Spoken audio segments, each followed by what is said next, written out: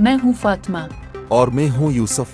हम दोनों हैं EI न्यूज़ एंकर्स और आप देख रहे हैं GNN+।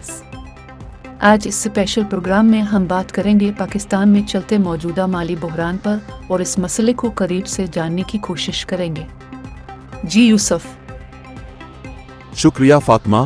पाकिस्तान में मौजूद माली बहरान को समझने के लिए सबसे पहले ये जानना ज़रूरी है कि हम यहाँ तक पहुँचे कैसे, और उसका जवाब बहुत आसान है। माजी में इक्तिसादी मंसूबों की नाकामी, कमज़ोर मालियत और बेरोज़गारी, जो सब के सब हमारी गुजरी हुई हुकूमतों की नाअहली और हम अवाम की बदकिस्मती है। मैं भी यही ख्याल रखती हूँ कि माशी बहरान का हल मुमकिन है अगर हम उन वजूहात पर फोकस कर सकें और उनका हल तलाश करें।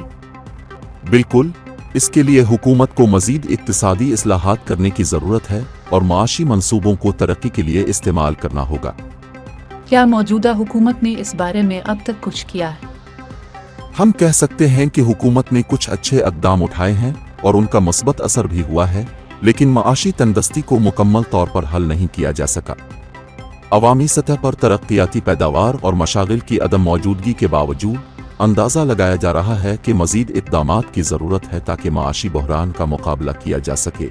इस सब से बेरोज़गारी का मसला हल करने में आसानी होगी और नौजवानों को मौक़े फ़राहम होंगे। मेरे ख्याल में भी बेरोज़गारी का मसला हल करना इंतहाई अहम है।